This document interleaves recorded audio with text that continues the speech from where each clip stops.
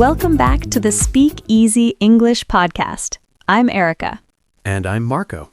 We're here to help you speak real, natural English with confidence. That's right. Whether you're talking to friends, coworkers, or even customer service agents. And speaking of customer service, that's exactly what we're diving into today. We're going to cover 100 essential phrases for handling customer support in English. This is such a practical topic. Let's be honest. Everyone has to deal with customer support at some point. Exactly. Maybe your internet stops working, you get the wrong item in your order, or you need to return something. And if you're learning English, those situations can feel really stressful. You might think, how do I explain this? Or what if they don't understand me? Don't worry. After today's lesson, you'll feel much more prepared. We'll give you the exact phrases you need and show you how real conversations with customer support work. So if you're ready to learn, hit that like button, subscribe, and ring the bell so you don't miss any of our lessons. Let's get started. So, Erica, how's your day going? Honestly, it's been pretty good. I had a really relaxing weekend. That sounds nice. What did you do? Nothing too exciting. I stayed home, watched a couple of movies, and cooked a big dinner on Sunday. It was peaceful. Sometimes those quiet weekends are the best. I had a more eventful one, actually, and it ties into today's topic. Oh, really? What happened? On Saturday, I ordered a few books online. I was excited to start reading them over the weekend, but when the package arrived Sunday, they sent me the wrong books. Oh no, that's so frustrating. I know. I ordered 3 mystery novels, and instead, I got 3 cookbooks. What did you do? I had to call customer support. I explained the mix-up, and thankfully, they were super helpful. They apologized, sent the correct books right away, and even told me to keep the cookbooks for free. That's amazing service. It worked out really well. But while I was on the phone, I kept thinking about our listeners, because even for a native speaker, those calls can feel a bit stressful. You have to be clear, polite, and understand what they're saying. Totally. And when English isn't your first language, it can feel even more overwhelming. Exactly. So I thought this would be the perfect topic. Let's teach everyone how to handle these situations in English. I love it. And I had my own customer service moment last month. My phone suddenly stopped working, so I had to call my mobile provider. So we've both got recent experiences to draw from. Definitely. Let's start with the basics. How do you actually reach customer support? There are a few ways: by phone, email, live chat, or even through social media. Each one has its pros and cons. Phone calls can be quick, but nerve-wracking if you're not confident speaking. I usually go for live chat when I can. It gives me time to think before typing. That's smart. Email is also great because you can take your time, but sometimes you need help immediately, so calling is the only option. So if I call, what's the first thing I say when someone picks up? They'll usually start with something like, "Hello, thank you for calling, company name. How can I help you?" Got it. So they speak first. Yes. Then you can respond with something like, "Hello, I'm calling because," or "Hi, I need help with." Can you give me an example? Sure. If your internet is down, you could say, "Hi, I'm calling because my internet isn't working," or "I need help with my internet connection." Simple and clear. I like that. Exactly. Start with the main problem. Don't give too many details up front. What if it's about an order, like your book situation? Then you'd say, "I'm calling about an order I received," or "I have a problem with my recent order." And then they'll probably ask for some info to find my account, right?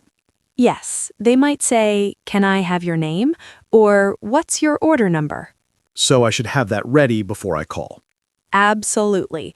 Have your account number, order number, email, and phone number handy. It makes everything faster. That's good advice. Then after they pull up my account, they'll ask me to explain more. Right. They might say, "Can you describe the problem?" or "What exactly is happening?" Let's practice. How would I describe an internet issue? You could say, "My internet went out yesterday evening. I tried restarting the router, but it's still not working. The lights on the router are blinking red." So details matter. What's wrong, when it started, and what I've already tried. Exactly. But if you don't know technical words like router, you can just describe it, like the internet box or the device that gives me Wi-Fi. That's helpful. What about a product issue, like something arriving broken? You could say, I received my order yesterday, but the item is damaged. The box looked fine, but when I opened it, there was a crack on the side. So I explain what I got, what's wrong, and any important details. Yes. Or if you got the wrong item, like I did with the books, I received my order today, but it's not what I ordered. I ordered mystery novels, but I got cookbooks instead. Got it. What about a service problem, like your phone issue last month? Right. I woke up and my phone had no signal. It said no service. I couldn't make calls or send messages. So when you called, what did you say? I used my home phone and said, "Hello, I'm calling because my mobile phone has no service. It started this morning. I can't make calls or use data." You gave the problem, the timing, and what wasn't working. Perfect. Then what did the support person ask? She asked if I'd paid my bill, embarrassing, but yes, and if I'd tried restarting my phone. I said I had. Those are classic troubleshooting steps.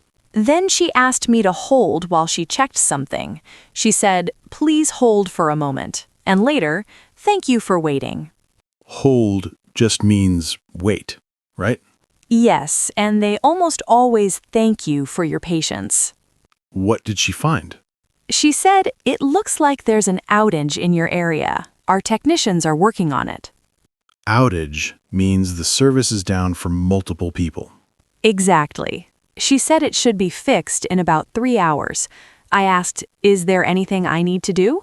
And she said, "No, it'll be restored automatically. Just keep your phone on."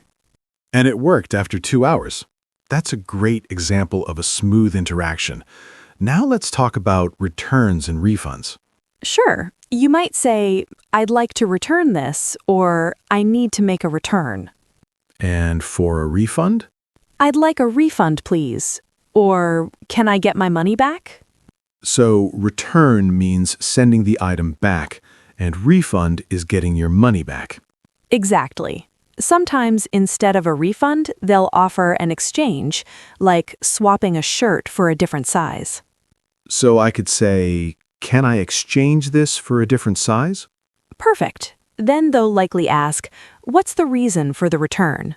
You can say things like, "It doesn't fit," "It's damaged," or "I received the wrong item."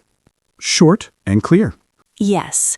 Then they'll explain the process. Maybe emailing a return label or saying, "You can return it to any of our stores."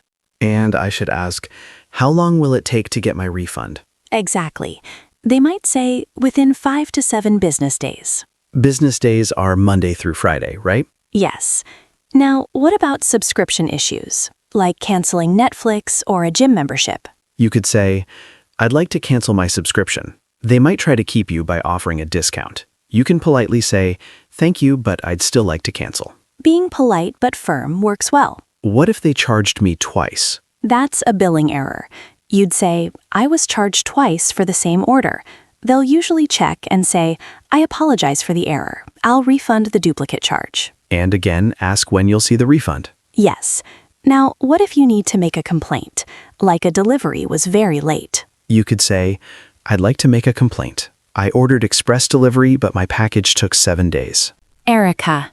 And they might offer compensation, like a refund or store credit. Store credit is money you can use in their store. Right. Now, what if you don't understand something the agent says? Never pretend you understand. Just say, "I'm sorry, I didn't catch that. Could you repeat it? Or could you speak a little slower, please?" Most agents are patient and happy to help. And if the line is bad, you can say, "I'm having trouble hearing you. Could you speak louder?" Finally, when the issue is solved, always thank them. "Thank you so much for your help."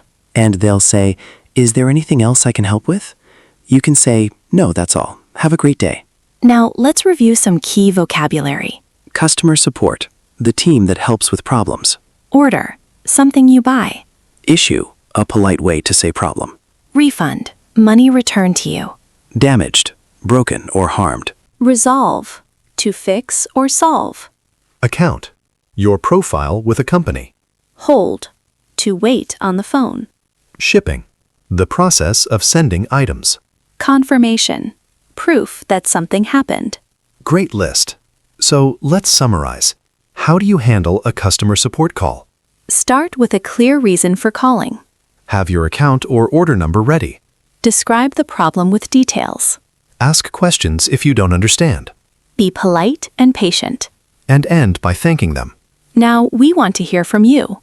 Have you ever contacted customer support in English? What happened? Share your story in the comments. We read them all and love learning from your experiences. Erica, if this lesson helped you, give it a thumbs up and subscribe for more. Marco, thanks for learning with us today. Keep practicing, and don't be afraid to use your English in real situations.